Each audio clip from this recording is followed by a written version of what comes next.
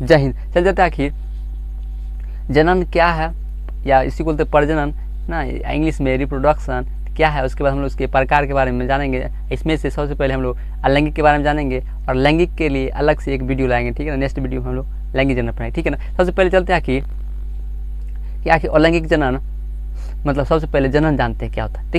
देखिएगा वह प्रक्रिया जिसमें कोई भी एक व्यक्ति, बस कोई भी जीव है ना, कोई भी जीव अपने नए संतान को जन्म देना ही क्या कहलाता है, जनन या प्रजनन कहलाता है। जी हाँ, इसमें देखिएगा जैसे में जानवर हो गए, पक्षी हो गए, है ना, मानव हो गया, है ना, कीट हो गए, जैसे ऑर्थोपोडा में जितना भी कीट है जिसके पैर जुड़ल होते हैं, तितली, टिड्डा, तिलचट्टा, ऐसा हो गया, ठीक है ना। एनिलिडा में आ गया, जैसे हो गया जोंक, केचुआ, ऐसा, ठीक है। उसी तरह मछली हो गए, है ना। उसी तरह बहुत सारे जीव हैं, है ना, आदि। पेड़ पौधे भी लिख सकते हैं, अमीबा, पैरामेसियम भी हो सकता है, हाइड्रा आदि। चलते हैं हम लोग आखिर कि जानते हैं जनन को या प्रजनन को दो वर्गों में बांटा गया। पहला है लैंगिक अलैंगिक, पहला अलैंगिक पढ़ेंगे तो अलैंगिक जनन जिसको बोलते हैं असेक्सुअल रिप्रोडक्शन।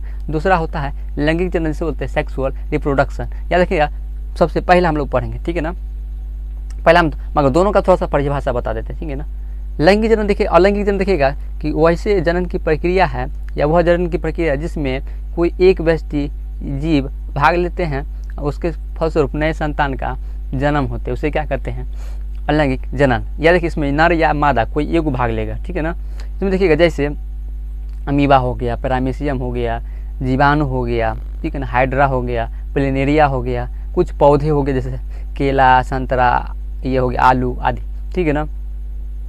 दूसरा होता है लैंगिक जनन, जिसमें देखिएगा वैसे जनन की प्रक्रिया जिसमें दो व्यक्ति या दो जीव भाग लेते हैं, नर और मादा, उसमें उसके फलस्वरूप नए संतान का जन्म होता है, तो उस विधि को क्या कहते हैं, लैंगिक जनन। याद देखिएगा अलैंगिक में एकदम सेम फोटोकॉपी आएगा जनक के समान, एकदम जैसा के तैसा, एकदम नाक कान मुंह सब जैसा है, एकदम तैसा।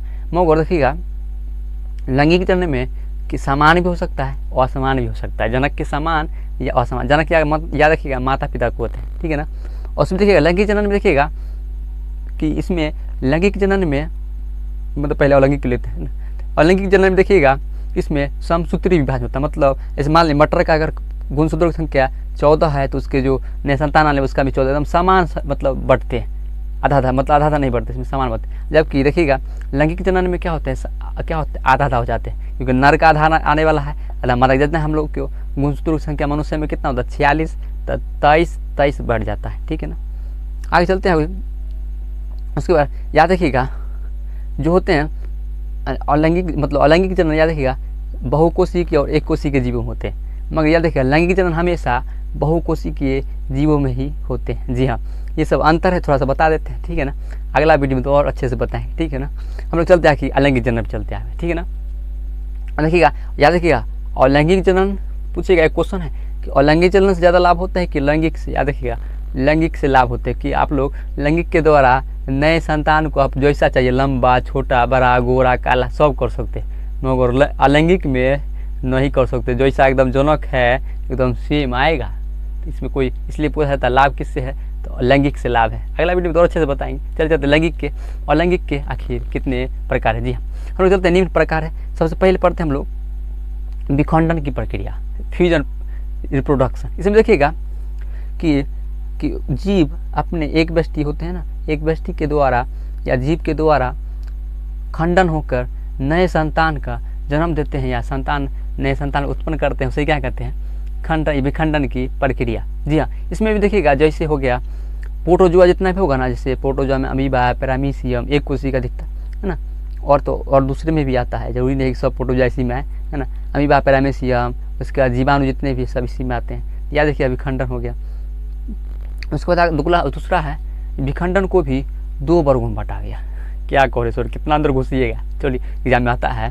चलते विखंडन को दो प्रकार, पहला है द्विविखंडन जिसको बोलते हैं बाइनरी फ्यूजन, और दूसरा होता है बहुविखंडन जिसको बोलते हैं मल्टी फ्यूजन। याद रखिएगा द्विविखंडन नाम में है द्वि, मतलब क्या होगा, दो को बनेगा, है ना। लिखिए वह प्रक्रिया है विखंडन की मतलब अलैंगिक जनन की वह प्रक्रिया है जिसमें कोई भी व्यक्ति या एक जीव अपने शरीर को खंडन कर, है ना, दो नए संतान का जन्म देते हैं, उसे क्या कहते हैं, याद रखिएगा द्विविखंडन प्रक्रिया। जी हाँ, इसमें देखिएगा सबसे फेमस ऑब्जेक्ट क्या आएगा, अमीबा, पैरामीशियम, जीवाणु, ये सब में क्या होता है द्विविखंडन, याद रखिएगा। इसके अलावा कोई भी ऑप्शन नहीं मारिएगा, ये सब एनसीईआरटी के अकॉर्डिंग है, याद रखिएगा। एग्जाम में भी आगे भी काम देगा, रेलवे एसएससीआर में, ठीक है ना। यही सब एग्जाम में ये वो करता है, ऑप्शन देता है, भारतीय और कुछ लिख देता है, ठीक है ना। आगे चलते हैं। दूसरा है प्रक्रिया, याद रखिएगा। याद रखिए लेशमानिया, बहुत पूछता है लेशमानिया। देखिए आप लोग पढ़े होंगे कि कालाजार रोग जो होते हैं लेशमानिया रोगाणु कारण होते हैं, है ना, जीव के कारण। याद रखिएगा लेशमानिया एक, याद रखिएगा ये प्रोटोजोआ है, जो देखिएगा जो सैंड फ्लाई मक्खी होते हैं ना, सैंड फ्लाई मतलब बालुई मक्खी, उसके द्वारा क्या होते हैं लेशमानिया को लाया जाता है, शरीर में छोड़ देता है, जिससे कालाजार रोग हो जाता है। याद रखिएगा लेशमानिया में द्विविखंडन होते हैं, ठीक है ना, बहुत आता है। आगे चलते अगला है बहुविखंडन या मल्टीफिजन। इसमें देखिएगा कि कोई भी एक व्यक्ति या जीव के शरीर से खंडन होकर दो से अधिक नए संतान का जन्म देते हैं या उत्पन्न करते हैं, उसे क्या कहते हैं बहुविखंडन।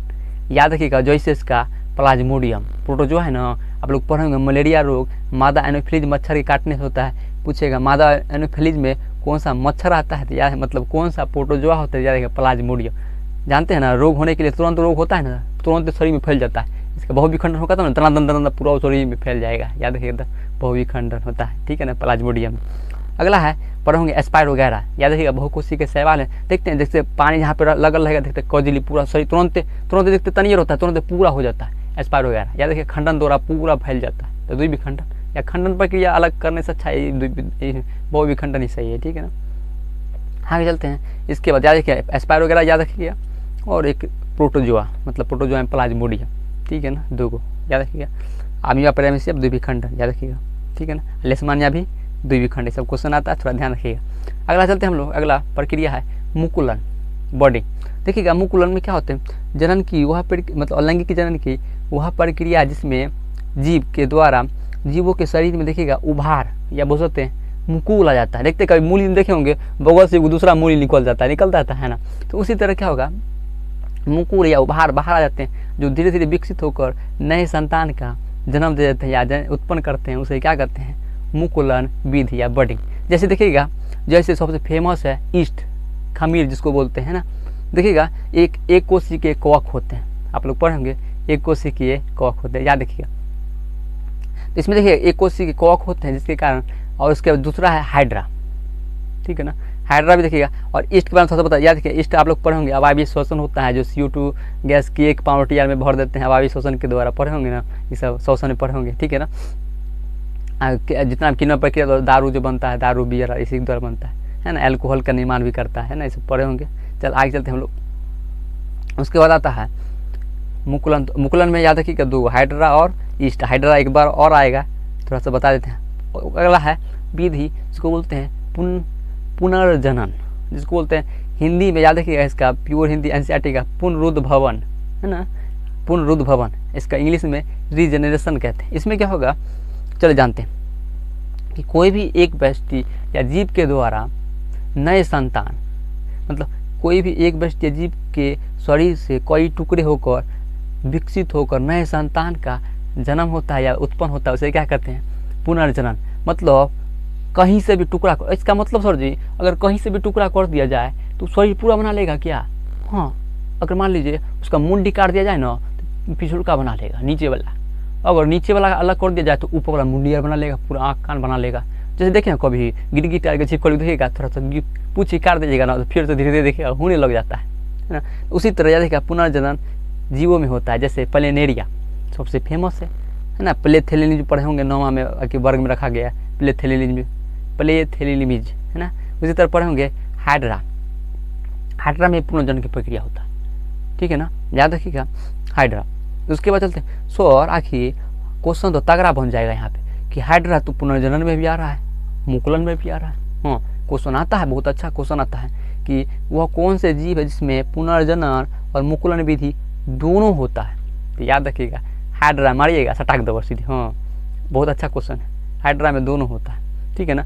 उसके बाद हम लोग चलते हैं आखिर अगला टॉपिक है, तो याद रखिएगा हाइड्रा जो समुद्री में पाया जाता है, पानी में, याद रखिएगा, ठीक है ना, है ना, एकदम मूली के जैसा होता है, ठीक है ना।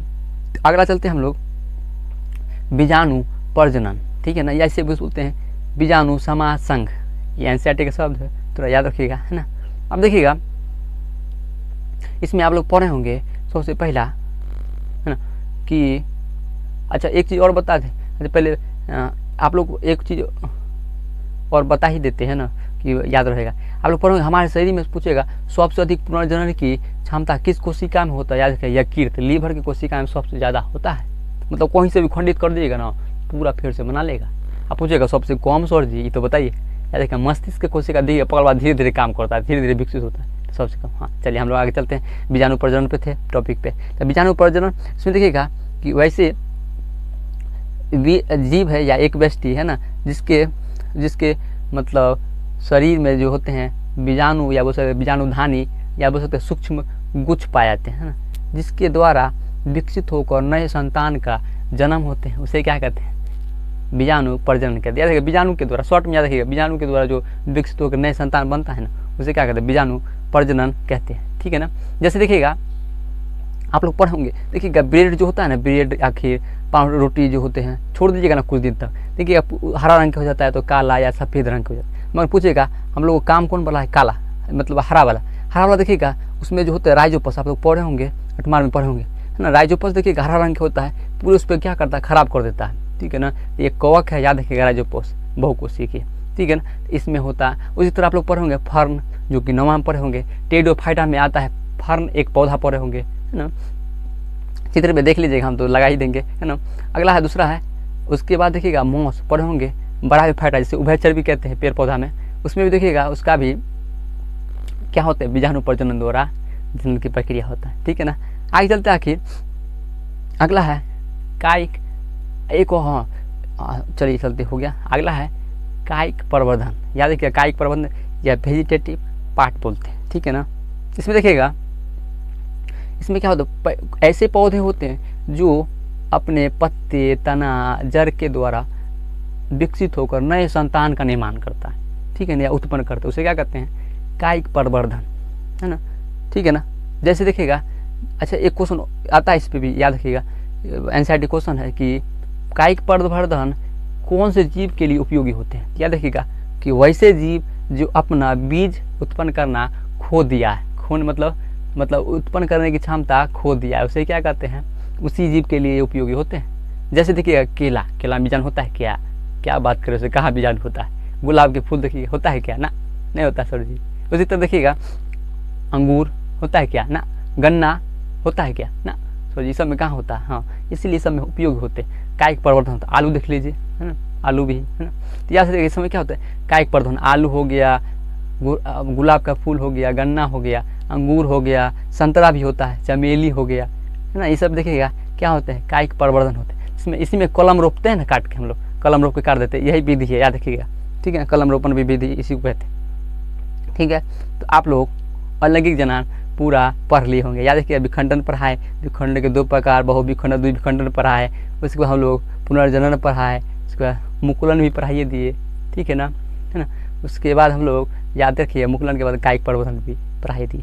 तो ये सभी अलैंगिक जनन के मुख्य प्रकार थे, इतना याद रखिएगा तो काफ़ी एकदम बल्ले हो जाएगा, ठीक है ना। और नेक्स्ट भी जो हम लोग लाने वाले हैं याद रखिएगा हम लोग मतलब लैंगिक जनन पे लाएंगे, ठीक है ना। जय हिंद।